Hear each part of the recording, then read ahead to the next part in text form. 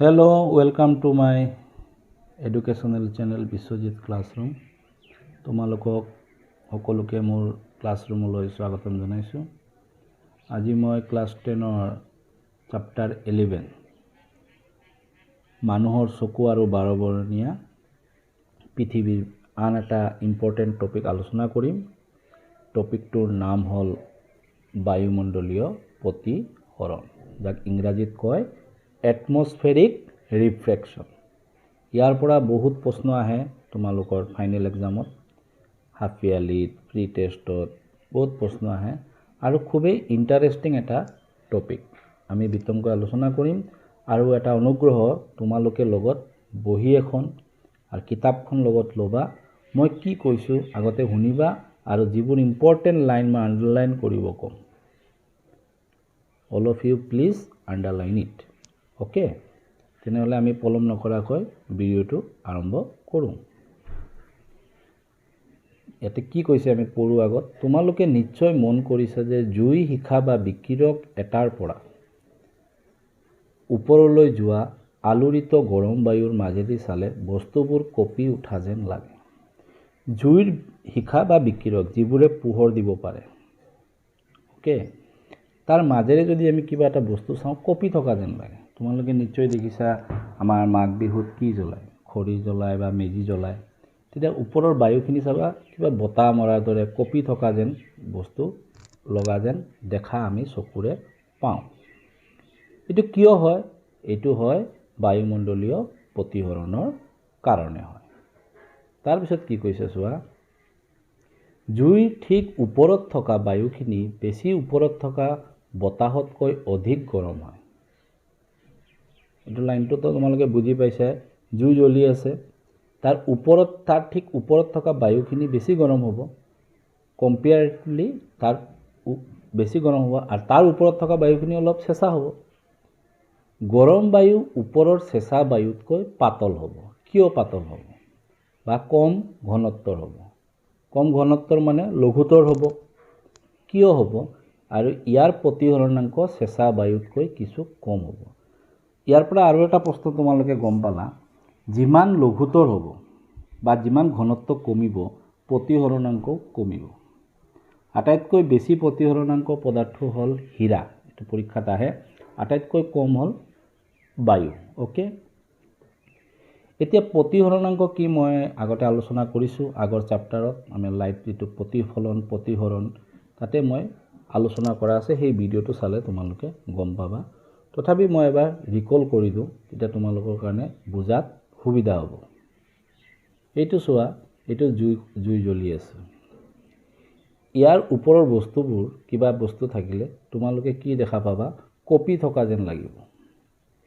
এইটো তাৰ ঠিক ওপৰৰ অংশ, এইটো কি হ'ব? লঘুতৰ হ'ব। কি হ'ব? লঘুতৰ।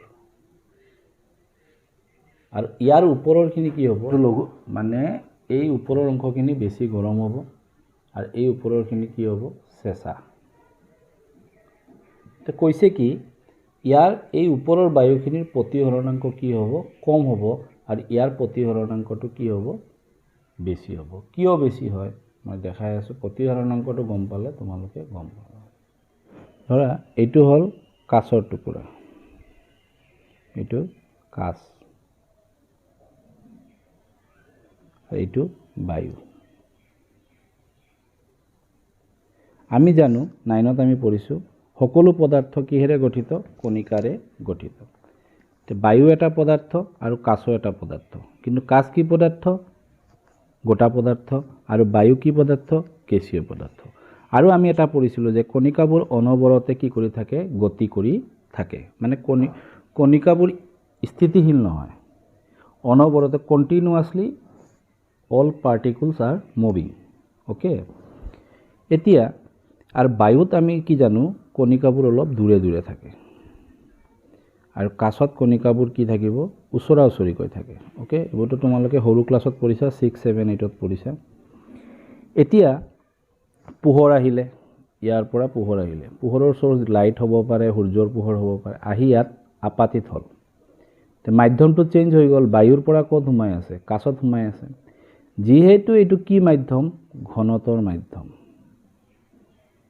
কি মাধ্যম ঘনতৰ মাধ্যম আৰু এইটো কি মাধ্যম লঘুতৰ এইটো লঘুতৰ মাধ্যম ওকে আৰু আমি ইয়াতে এটা অবিলম্ব আঁকিলো তোমালোকে চোৱা যেতিয়া তোমালোকে খালী ৰাস্তা পোৱা আৰামত সাইকেলখন চলোৱা স্পিডে চলাব পাৰি বা গাড়ী এখনক খালী ৰাস্তাত স্পিডে যাব পাৰে তাৰ গতিটো বেছি হয় আৰু যেতিয়াই ভিৰ হৈ যায় মানুহৰ জঞ্জাট বেছি হয় ট্ৰাফিক জাম হয় তেতিয়া কি হয় স্পিডটো অটোমেটিক আমাৰ কমি আহে ওকে ঠিক তেনেদৰে এই পোহৰ ৰশ্মিটো যে আহিছে বায়ুত তাৰ স্পিডটো বেছি আছিল যেতিয়াই মাধ্যমটো চেঞ্জ হয় কাছত সোমাব তাৰ স্পিডটো কমি গ'লে ক'ত হ'ব কমি গ'লে হি দূৰত যাব নে ওচৰ কাক চাপিব স্পিডটো কমি গ'ল তে এনেকুৱা এইটো চেঞ্জ হৈ গ'ল মাধ্যম চেঞ্জ হোৱাৰ কাৰণে তাৰ কমি গ'ল আৰু হি অবিলম্বৰ কাক চাপিছে বেকা হৈ গ'ল বেকা হোৱাৰ কাৰণে এইটোকে আমি কি বুলি কওঁ প্ৰতিহৰণাংক বা প্ৰতিহৰণ এতিয়া আমি জুইৰটো চাওঁ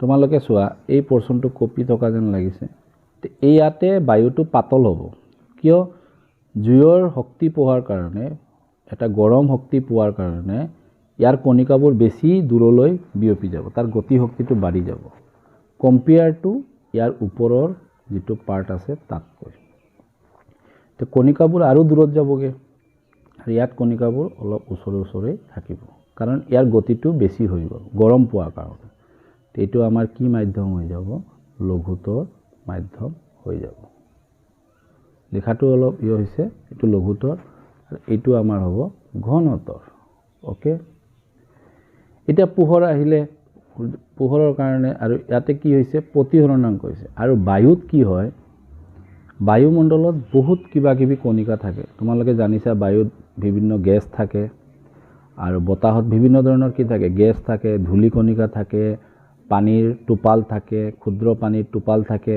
বিভিন্ন ধৰণৰ গেছ থাকে নাইট্ৰজেন অক্সিজেন আৰু সকলো পদাৰ্থৰে কি হয় ঘনত্বটো বেলেগ বেলেগ তে সকলো পদাৰ্থতে প্ৰতিহৰণাংকটো বেলেগ বেলেগ হ'ব তে এই যে সূৰ্যৰ পৰা যিবোৰ পোহৰ গৈছে এইবোৰ গৈ বায়ুত থকা কণিকাবিলাকক খুন্দা মাৰিব খুন্দা মাৰাৰ পিছত প্ৰতিহৰণাংকটো কি হ'ব চেঞ্জ হৈ থাকিব বাৰে বাৰে যেতিয়া অক্সিজেনক মাৰিব প্ৰতিহৰণাংক বেলেগ হ'ব যেতিয়া পানীৰ টোপোলাৰ মাজেৰে প্ৰতিহৰণাংক হ'ব তেতিয়া বেলেগ হ'ব তেতিয়া এনেকুৱা আমাৰ এটা জিগজাগ বাৰে বাৰে প্ৰতিহৰণাংক হৈ থাকিব সেই কাৰণে বস্তুবোৰ কি লাগে কপি থকা যেন লাগে এটোৱে ইয়াতে ক'ব বিচাৰিছে ওকে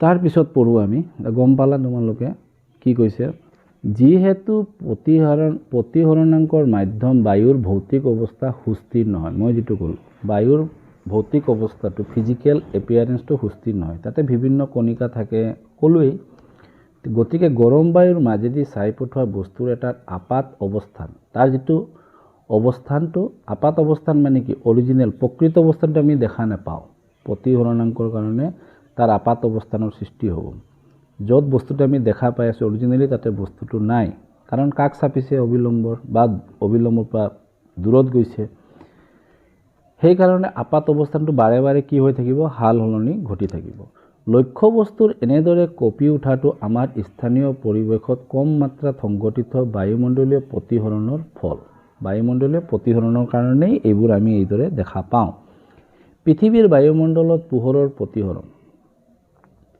ইয়াকে কি বুলি কোৱা হয় পৃথিৱীৰ বায়ুমণ্ডলত পোহৰৰ প্ৰতিফলনকে আমি কি বুলি কওঁ বায়ুমণ্ডলীয় প্ৰতিহৰণ ইয়াৰ পৰা এটা প্ৰশ্ন তোমালোকে বনাব পাৰা বায়ুমণ্ডলীয় প্ৰতিহৰণ কাক বোলে সূৰ্য বা সূৰ্যৰ দৰে বেলেগ নক্ষত্ৰৰ পৰা বায়ুমণ্ডলৰ মাজেদি হোৱা প্ৰতিহৰণকে কি বুলি কোৱা হয় বায়ুমণ্ডলীয় প্ৰতিহৰণ আহি গলে তোমালোকে লিখিব পাৰিবা তৰাবোৰৰ তিৰবিৰণীয় বৃহৎ মাত্ৰাত একে ধৰণৰ ঘটনা তৰাবোৰ যে তিৰবিৰাই থাকে এটো খুব ইম্পৰ্টেন্ট প্ৰশ্ন এইটোৰ দৰে একে ধৰণৰে ঘটনা আমি ইয়াক কেনেকৈ ব্যাখ্যা কৰিব পাৰো চাও আহা এতিয়া তোমালোকে চাবা ভালদৰে বুজিবা বস্তুটো এইটো বায়ুমণ্ডল আৰু ইয়াতে তৰাটো আছে আৰু ইয়াতে এটা মানুহ আছে ৰখি ইয়াতে হ'ল পৃথিৱী ইয়াতে মানুহটো আছে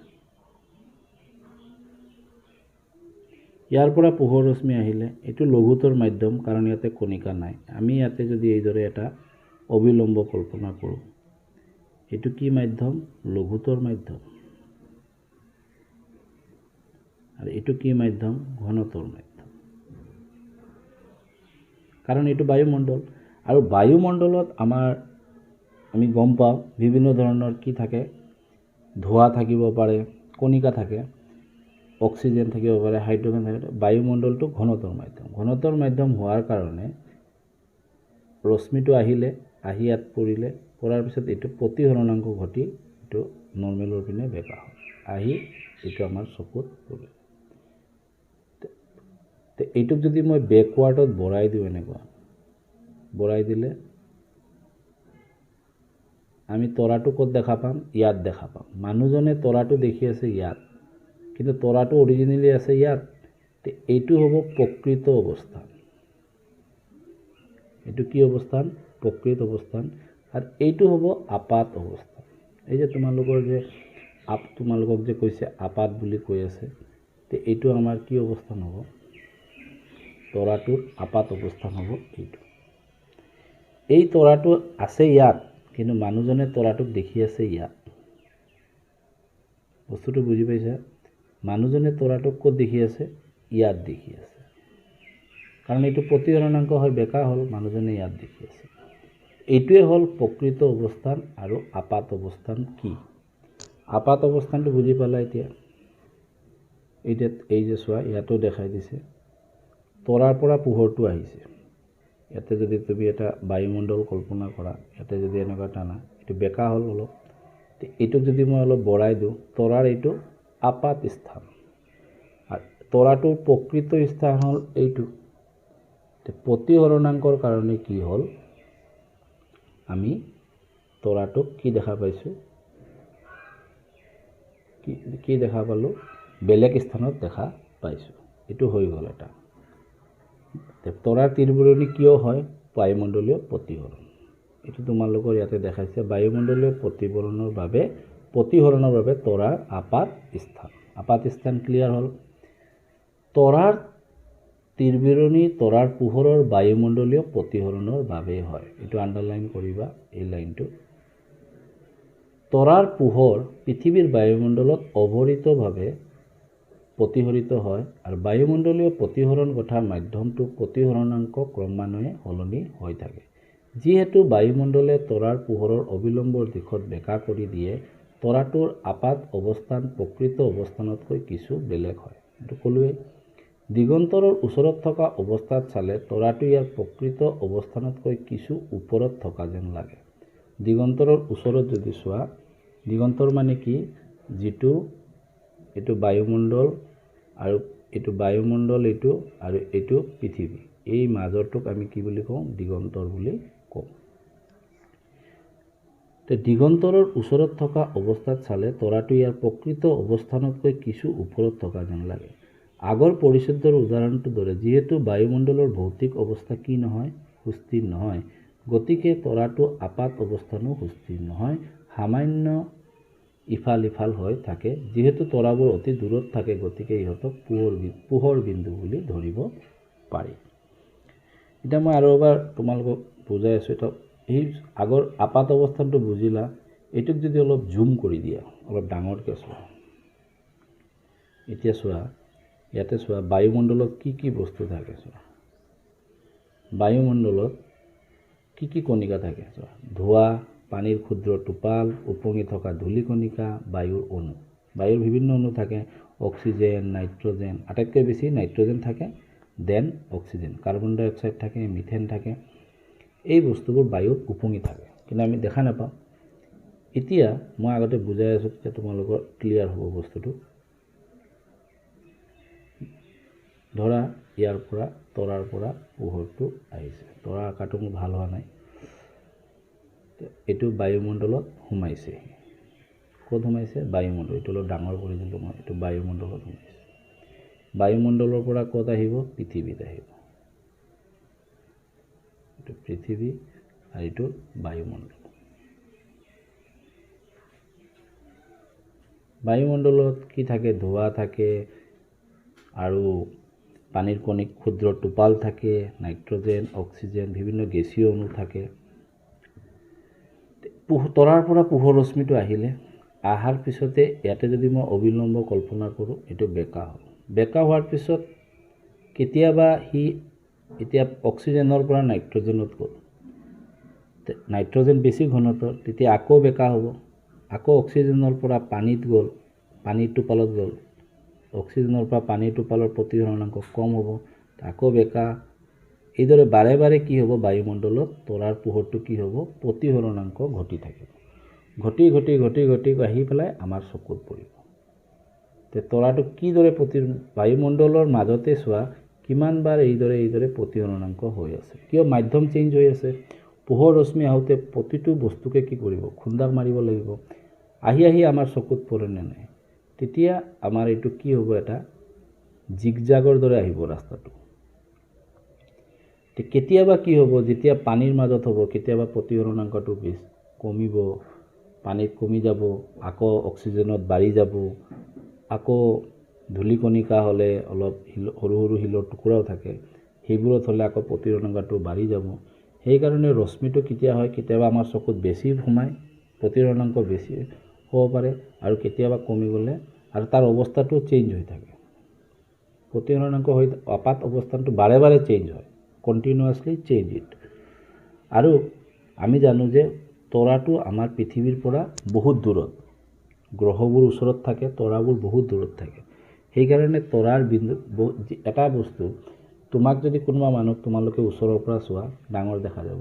যিমান দূৰত যাব, বহুত দূৰত গ'ল, তেতিয়া তুমি দূৰৰ পৰা দেখিলে মানুহজনক তাৰ চকু কেনেকুৱা, নাক কেনেকুৱা, মুখ কেনেকুৱা, মানুহজন দেখাত কেনেকুৱা নহ'বা, কিবা এটা আছে বুলি এটা বিন্দুহে বুজা যায়। সেই ঠিক একেদৰে তৰাৰ পৰা যিটো পোহৰ আহে, তৰা আমাৰ পৰা বহুত কোটি কোটি কিলোমিটাৰ দূৰত আছে।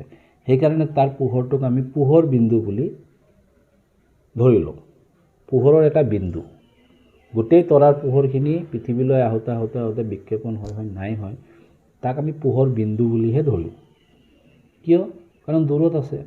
এতিয়া মই যদি এনেকৈ দূৰত যাওঁ, চোৱা লাহে লাহে মই সৰু হৈ গৈ আছোঁ, আৰু দূৰত যদি যাওঁ, গৈ গৈ গৈ গৈ মই এটা বিন্দু আকাৰ হৈ যাওঁ।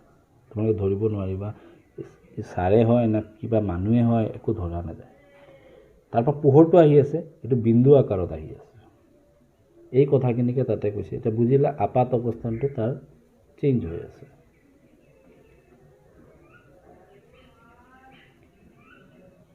এই কথাখিনিকে ইয়াতে কৈছে যে তৰাৰ তীৰবিৰণি, তৰাৰ পোহৰৰ বায়ুমণ্ডলীয় প্ৰতিসৰণৰ বাবেই হয়। তৰাৰ পোহৰ বায়ুমণ্ডলত অৱৰিতভাৱে প্ৰতিহৰিত হয়। মই যিটো ক'লোঁ, কণ্টিনিউৱাছলি প্ৰতিহৰিত হ'ব। বায়ুমণ্ডলীয় প্ৰতিসৰণ কথা মাধ্যমটো প্ৰতিসৰণাংক ক্ৰমান্বয়ে সলনি হৈ থাকে, যিহেতু বায়ুমণ্ডলে তৰাৰ পোহৰৰ অবিলম্বৰ দিশত বেঁকা কৰি দিয়ে। বায়ুমণ্ডলে তৰাৰ পোহৰটো কি কৰিব? বায়ুমণ্ডলত ঘনত্বৰ মাধ্যম, কাৰণ বায়ুমণ্ডলৰ ওপৰততো কোনো কণিকাই নাই, একো বস্তুৱে নাই, তাতে স্পীডে আহিলে বায়ুমণ্ডলত সোমোৱাৰ লগে লগে প্ৰতিসৰণাংক হ'ব। আৰু বায়ুমণ্ডলত আকৌ বিভিন্ন কণা থাকে, সিহঁতৰ মাজত আকৌ বাৰে বাৰে প্ৰতিসৰণাংকটো চেঞ্জ হ'ব, মানে তাৰ আপাত অৱস্থানটো চেঞ্জ হ'ব। যিহেতু বায়ুমণ্ডলে তৰাৰ পোহৰৰ অবিলম্বৰ দিশত বেঁকা কৰি দিয়ে, তৰাটোৰ আপাত অৱস্থান প্ৰকৃত অৱস্থানতকৈ কিছু বেলেগ হয়। দিগন্তৰৰ ওচৰত অৱস্থাত চালে তৰাটো ইয়াৰ প্ৰকৃত অৱস্থানতকৈ কিছু ওপৰত থকা যেন লাগে। আগৰ পৰিচ্ছেদ উদাহৰণটোৰ দৰে, যিহেতু বায়ুমণ্ডলৰ ভৌতিক অৱস্থা সুস্থিৰ নহয়, গতিকে তৰাটো আপাত অৱস্থানো সুস্থিৰ নহয়, সামান্য ইফাল সিফাল হৈ থাকে। যিহেতু তৰাবোৰ অতি দূৰত থাকে, মই যিটো কথা ক'লোঁ, গতিকে ইহঁতক পোহৰৰ বিন্দু বুলি ধৰিব পাৰি। তৰাৰ পৰা অহা পোহৰ গতিপথ কিছু পৰিৱৰ্তন হৈ থাকে বাবে তৰাৰ আপাত অৱস্থানৰো পৰিৱৰ্তন। তৰাৰ পৰা যিটো পোহৰ গতি আহি আছে, এইটো বায়ুমণ্ডলত সোমোৱাৰ পিছত তাৰ অৱস্থান চেঞ্জ হ'ল, প্ৰতিসৰণাংক। এইটো যদি আমি ডাঙৰ আকাৰত চাওঁ, বায়ুমণ্ডলতো বায়ুমণ্ডলটো স্থিৰ নহয়, সুস্থিৰ নহয়, আৰু বায়ুমণ্ডলত বিভিন্ন পদাৰ্থ থাকে। এই পদাৰ্থৰ মাজেৰে যেতিয়া পোহৰটো পাৰ হ'ব, তেতিয়াও প্ৰতিসৰণাংকটো বেলেগ বেলেগ হ'ব। তেতিয়া এইদৰে কি হ'ব? মই কৈছিলোঁ এইদৰে জিগজাগ হয়, বাৰে বাৰে প্ৰতিসৰণাংক হ'ব। পোহৰৰ গতিপথৰ কিছু পৰিৱৰ্তন হৈ থাকে, বাৰে বাৰে আপাত অৱস্থানৰ পৰিৱৰ্তন হয় আৰু চকুত সোমায়। তৰাৰ পোহৰ কম বেছি হয়, প্ৰতিসৰণাংক কম হ'ব পাৰে, বেছি হ'ব পাৰে, সেইকাৰণে পোহৰটো আমাৰ চকুত কি হ'ব, কম বেছিকৈ সোমাব। তৰাটো কেতিয়াবা উজ্জ্বল আৰু কেতিয়াবা শ্লান, কেতিয়াবা একদম উজ্জ্বল দেখা যাব, কেতিয়াবা একদম কম উজ্জ্বল, শ্লান মানে ইমান পোহৰ নাই। এইটোৱে হৈছে তৰাৰ তিৰবিৰণী। তোমালোকে যদি কয় তৰা কিয় তিৰবিৰাই, তোমালোকে ক'ৰ পৰা লিখিব লাগিব উত্তৰটো? প্ৰথমতে এই লাইনটো লিখিবা, তৰাৰ তিৰবিৰণী তৰাৰ পোহৰৰ বায়ুমণ্ডলৰ প্ৰতিসৰণৰ বাবে হয়। তাৰপিছত ইয়াৰ পৰা লিখিলে হ'ল, পৃথিৱীৰ বায়ুমণ্ডলৰ ভৌতিক অৱস্থাৰ সুস্থিৰ নহয়, গতিকে তৰাটো আপাত অৱস্থানো সুস্থিৰ নহয়, সামান্য ইফাল সিফাল। অ'কে, এইটো আণ্ডাৰলাইন কৰিবা। থাকে, যিহেতু তৰাবোৰ অতি দূৰত থাকে, গতিকে ইহঁতৰ পোহৰ বিন্দু বুলি ধৰিব পাৰি। তৰাৰ পৰা অহা পোহৰৰ গতিপথ কিছু পৰিৱৰ্তন হৈ থাকে বাবে তৰাৰ আপাত অৱস্থানৰ পৰিৱৰ্তন হৈ থাকে, চকুত সোমোৱা তৰাৰ পোহৰ কম বেছি হয়। তৰাটো কেতিয়াবা উজ্জ্বল, কেতিয়াবা শ্লান যেন লাগে। এইটোৱে হৈছে তৰাৰ তিৰবিৰণী। ইয়ালৈকে লিখিলে তোমালোকে ফুল মাৰ্ক পাবা। তৰা কিয় তিৰবিৰণী, তোমালোকে আপাত অৱস্থান গম পালা, প্ৰকৃত অৱস্থান গম পালা। অ'কে, এতিয়া আমাৰ মনত ছেকেণ্ড পাৰ্টটো ইম্পৰ্টেণ্ট, গ্ৰহবোৰ তিৰবিৰাই নাথাকে কিয়? তৰা যদি তিৰবিৰাই, গ্ৰহবোৰতো তিৰবিৰাই নাথাকে, এটা পোহৰ দেখা যায়, কোনো তিৰবিৰণি নাথাকে। এইটোৰ মেইন কাৰণ হ'ল গ্ৰহবোৰ আমাৰ পৃথিৱীৰ একেবাৰে ওচৰত থাকে। চোৱা কি কৈছে, গ্ৰহবোৰ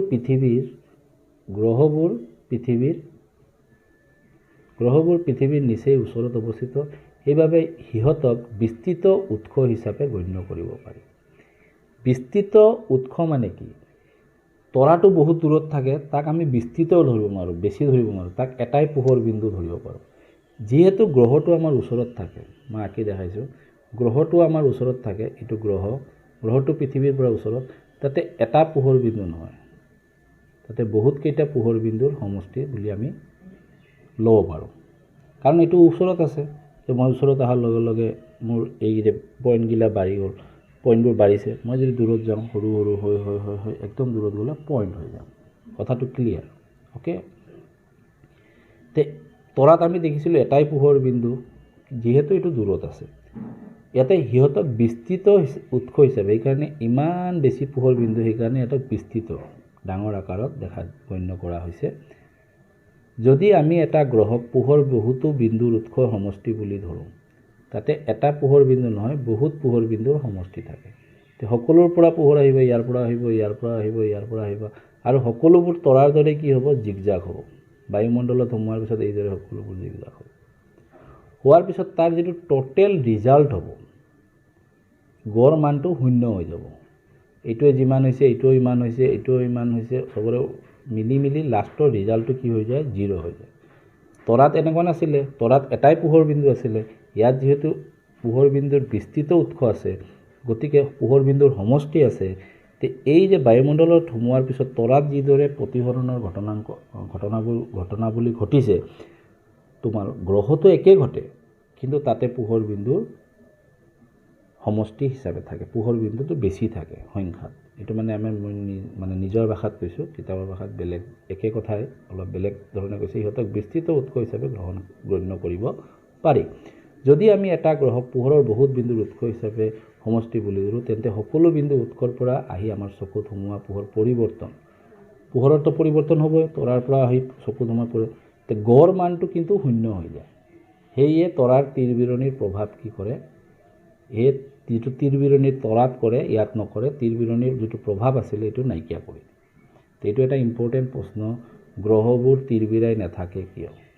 উত্তৰটো ইয়াৰ পৰা দিবা, গ্ৰহবোৰ পৃথিৱীৰ নিচেই ওচৰত অৱস্থিত, সেইবাবে সিহঁতক বিস্তৃত উৎস হিচাপে গণ্য কৰিব পাৰি।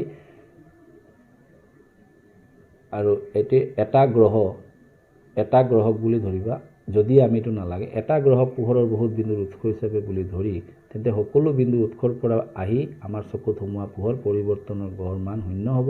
সেয়ে তিৰবিৰণি প্ৰভাৱ নৎসাত কৰে। এইটো ইম্পৰ্টেণ্ট প্ৰশ্ন।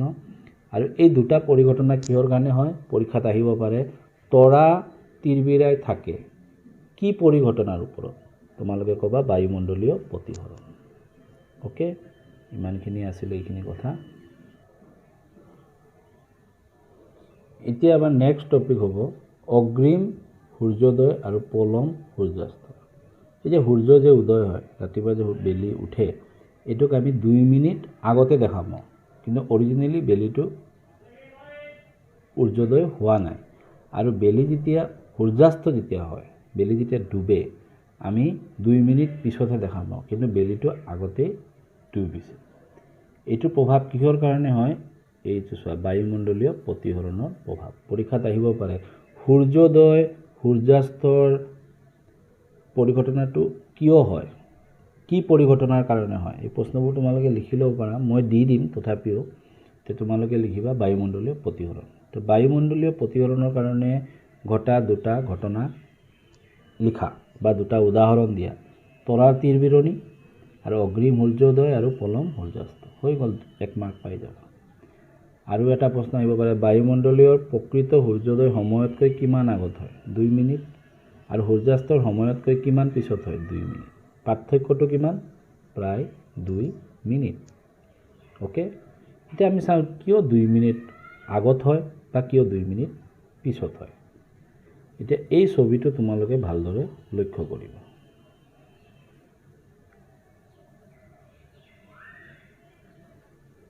এইটো চোৱা এইটো হল বায়ুমণ্ডল এইটো পৃথিৱী ইয়াত আমি আছো কোনো মানুহ বা মই আছো আৰু এইটো হল দিগন্ত দিগন্ত তোমালোকে সোশ্যাল সায়েন্সত পাইছা এইটোত বায়ুমণ্ডলটো দেখিছা বায়ুমণ্ডলৰ ভাগ জল পৰা বায়ুমণ্ডল আৰম্ভ হয় আৰু এইটোত বায়ুমণ্ডল নাই লেয়াৰ আৰু বুজি পাইছা এইটো বায়ুমণ্ডল ইয়াৰ মাজত বিভিন্ন কণিকা থাকে জলীয় বাষ্প থাকে ক্ষুদ্ৰ পানীৰ টোপাল থাকে এইবোৰ মই ক'লোৱে অলপ আগত আৰু ইয়াতে খালী জাগা এইবোৰ য'ত কৈ বায়ুমণ্ডল আৰম্ভ হয় সেই পাৰ্টটোকে দিগন্ত বুলি কোৱা হয় বুজি পাইছা এতিয়া সূৰ্যটো আছে ইয়াত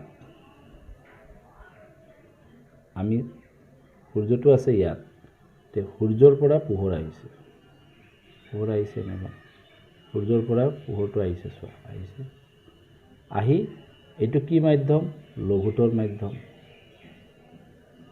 এইটো কি মাধ্যম লঘুতৰ মাধ্যম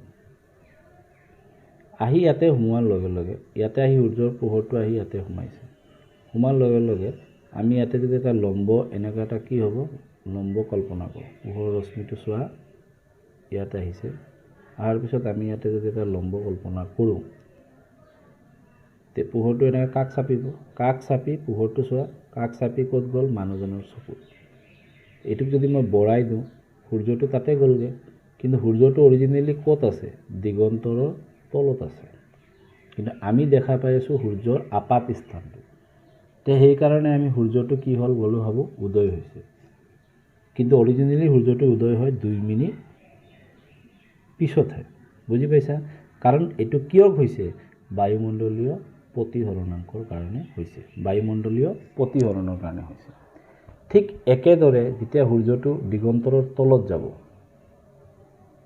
তলত যাব আমি কিন্তু পিছতহে দেখা পাম তলত যোৱা একে ঘটনা তলত গলগে কিন্তু আমি দেখি আছো ক'ত আছে ওপৰতে আছে দেখিব আমি মাৰ যোৱাটো আমি কি দেখি পাম সূৰ্যাস্তটো আমি দেৰিকে দেখা পাম কথাটো ক্লিয়াৰ হল এই কথাখিনিকে ইয়াতে কৈছে আমি পঢ়ো বায়ুমণ্ডলীয় প্ৰতিসৰণৰ বাবে প্ৰকৃত সূৰ্যোদয় সময়তকৈ 2 মিনিট আগে আৰু সূৰ্যাস্তৰ প্ৰকৃত সময় 2 মিনিট পিছত সূৰ্য দৃশ্যমান হৈ থাকে প্ৰকৃত সূৰ্যোদয় মানে সূৰ্যই প্ৰকৃততে দিগন্ত পাৰ হোৱাটোকে বুজায় প্ৰকৃত সূৰ্যোদয় মানে কি এটা আহিব পাৰে প্ৰশ্ন তোমালোকে এই লাইনটো লিখিবা ওকে এটো এটা প্ৰশ্ন বনাব পাৰা তাৰ পিছত দিগন্তৰ সাপেক্ষে সূৰ্যৰ প্ৰকৃত অৱস্থানৰ দেখুৱা হৈছে প্ৰকৃত সূৰ্যাস্ত আৰু আপাত সূৰ্যাস্তৰ মাজৰ সময়ৰ পাৰ্থক্য কিমান 2 মিনিট এটো এটা ইম্পৰ্টেন্ট প্ৰশ্ন প্ৰকৃত সূৰ্যাস্ত আৰু আপাত সূৰ্যাস্তৰ মাজৰ সময়ৰ পাৰ্থক্য কিমান বা প্ৰকৃত সূৰ্যোদয় আৰু আপাত সূৰ্যোদয়ৰ মাজৰ সময়ৰ পাৰ্থক্য কিমান প্ৰায় 2 মিনিট এটো মনত ৰাখিবা ইয়াৰ পৰা প্ৰশ্ন আহিব পাৰে সূৰ্যোদয় আৰু সূৰ্যাস্তৰ সময়ত সূৰ্যৰ চকাটো আপাতভাৱে চেপেটা দেখাৰ কাৰণও একে যেতিয়া সূৰ্যোদয় আৰু সূৰ্যাস্তৰ সময় হয় তেতিয়া সূৰ্যৰ চাকটো আপাতভাৱে মানে অৰিজিনেলি নহয় আপাত মানে আমাৰ প্ৰতিসৰণৰ কাৰণে আমাৰ চকুত সূৰ্যটো য'ত আছে তাতে নেদেখায় বেলেগ থকা জাগাত থকা যেন লাগিব প্ৰতিহৰণক তোমালোকে কাঁচৰ গ্লাছতো কৰি দেখাব পাৰা মই মোৰ আগৰ ভিডিঅ'ত মানে লাইভ চেপ্টাৰত বুজাই দিছোঁ কাঁচৰ গ্লাছত পানী লৈ যদি তুমি পেঞ্চিল এটা দিয়া পেঞ্চিলটো ভাঙি যোৱা যেন লাগে ওকে এইবোৰে বহুত উদাহৰণ আছে এইদৰে তে আপাতভাৱে কি দেখা যায় পৰীক্ষাত আহিব পাৰে সূৰ্যোদয় সূৰ্যাস্তৰ সময় সূৰ্যৰ চাকটো আপাতভাৱে কি দেখা যায় চেপেটা দেখা যায় গোল ঘূৰণীয়া দেখা যায় চেপেটা দেখা যায় বা আমি দিব MCQ প্ৰশ্ন হিচাপে দিলে তোমালোকে কি উত্তৰ দিবা চেপেটা দেখা যায় বুলি ক'বা এই দুটা টপিক আমি আজি পঢ়িলোঁ ইয়াৰ ওপৰত মই কিছু প্ৰশ্ন উত্তৰ দিম আৰু নেক্সট ভিডিঅ'ত মই পোহৰৰ বিক্ষেপণৰ বিষয়ে আলোচনা কৰিম তেনেহ'লে আজি আলোচনা কৰাৰ আমাৰ বিষয়ৰ ওপৰত মই কেইটামান প্ৰশ্ন প্ৰস্তুত কৰিছোঁ তোমালোকে লিখি ল'বা চাই প্ৰথম প্ৰশ্ন হ'ল জুই শিখা বা বিকিৰক এটাৰ পৰা ওপৰলৈ ৰোৱা আলোড়িত গৰম বায়ুৰ মাজেদি চালে বস্তুবোৰ কিয় কঁপি থকা যেন লাগে উত্তৰটো কি বুলি লিখিবা গৰম বায়ু ওপৰৰ চেঁচা বায়ুতকৈ পাতল আৰু ইয়াৰ প্ৰতিহৰণাংক চেঁচা বায়ুতকৈ কিছু কম যিহেতু প্ৰতিহৰণাংক মাধ্যমৰ অৰ্থাৎ বায়ুৰ ভৌতিক অৱস্থা সুস্থিৰ নহয় গতিকে গৰম বায়ুৰ মাজেদি চাই পঠোৱা বস্তু এটাৰ আপাত অৱস্থানৰ হাল সলনি ঘটে লক্ষ্যবস্তু এনেদৰে কঁপি উঠাটো আমাৰ স্থানীয় পৰিৱেশত কম মাত্ৰাত সংঘটিত বায়ুমণ্ডলীয় প্ৰতিহৰণৰ ফল মানে আমি জানো বায়ুৰ ভৌতিক অৱস্থাটো কি নহয় সুস্থিৰ নহয় আৰু বায়ুৰ মাজেদি যেতিয়া আমি বস্তুবোৰ চাওঁ তাত থকা মানে পাৰ্টিকলছ যিবোৰ আমাৰ অণু থাকে বিভিন্ন ধৰণৰ বস্তু থাকে আমি গম পালোঁ ধোঁৱা থাকে ধোঁৱা ডেট মিনছ স্মগ তাৰপিছত ক্ষুদ্ৰ পানীৰ টোপাল থাকে সেইকাৰণে বাৰে বাৰে আপাত অৱস্থানটোৰ কি হয় সালসলনি ঘটি থাকে কিয় হয় সালসলনি ঘটে কাৰণ মাধ্যমটো বেলেগ বেলেগ হয় এইটোৱে এনেকৈ দৰে লিখিবা তোমালোকে মই বুজাই দিছিলোঁ নেক্সট কুৱেশ্যন হ'ল বায়ুমণ্ডলীয় প্ৰতিহৰণ কাক বোলে পৃথিৱীৰ বায়ুমণ্ডলত হোৱা পোহৰৰ প্ৰতিহৰণক বায়ুমণ্ডলীয় প্ৰতিহৰণ বোলে তৰাই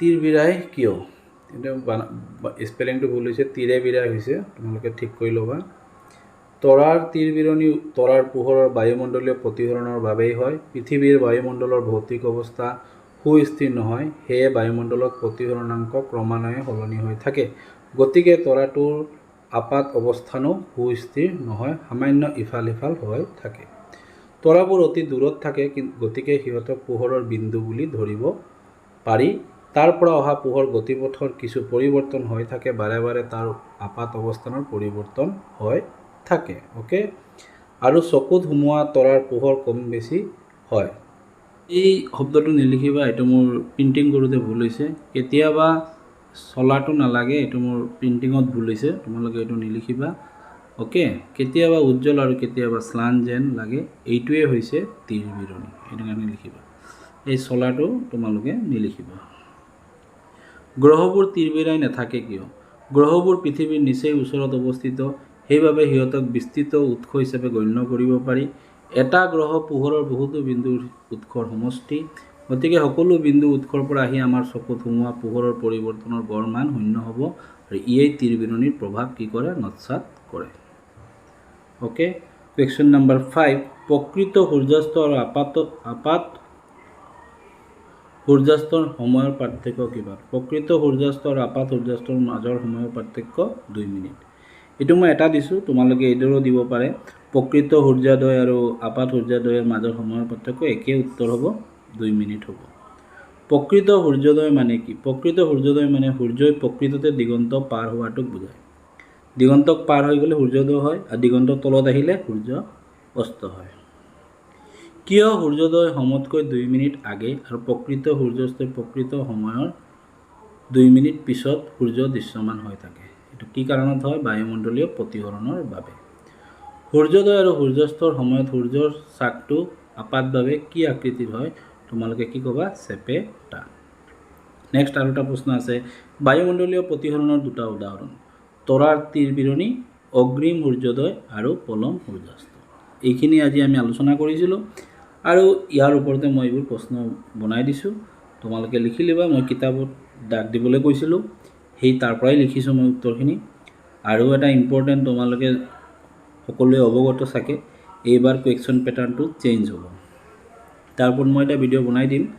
MCQ that means objective type আহিব তোমালোকৰ 20 মাৰ্ক আৰু 25 মাৰ্ক আহিব 1 mark question, very short answer, এটা শব্দত মানে 1 মাৰ্কৰ প্ৰশ্ন আহিব।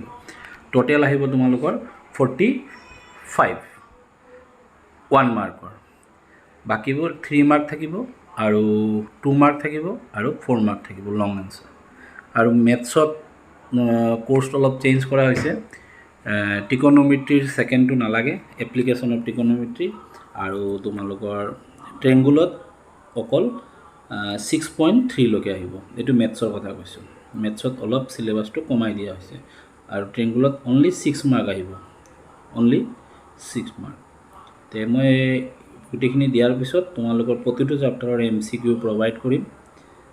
আৰু মই বহুত দিন, কমপক্ষে 2 মাহৰ পৰা মই কোনো ধৰণৰ ভিডিঅ' মোৰ চেনেলত মই আপলোড কৰিব পৰা নাই, মই দুখিত। মই অলপ নিজৰ কাম মানে পাৰ্চনেল আৰু অফিচিয়েল কামত অলপ বিজি থকা বাবে মই কমেণ্ট পাই আছিলোঁ কিন্তু মই দিব পৰা নাই, সেইবাবে মই দুখিত। আশা কৰোঁ এতিয়া মই ৰেগুলাৰলি দিব পাৰিম, কিছু মোৰ কামৰ বোজা কমিছে। আৰু তোমালোকে মন দি পঢ়া, কিবা অসুবিধা হ'লে মোক কমেণ্ট বক্সত কমেণ্ট কৰিবা, মই যিমান পাৰোঁ মোৰ সাধ্য অনুযায়ী মই সহায় কৰিবলৈ চেষ্টা কৰিম। আৰু আগন্তুক তোমালোকৰ ভৱিষ্যত ভালেই হওক, এয়ে কৈ মই তোমালোকৰ পৰা বিদায় ল'লোঁ। থেংক ইউ, ধন্যবাদ।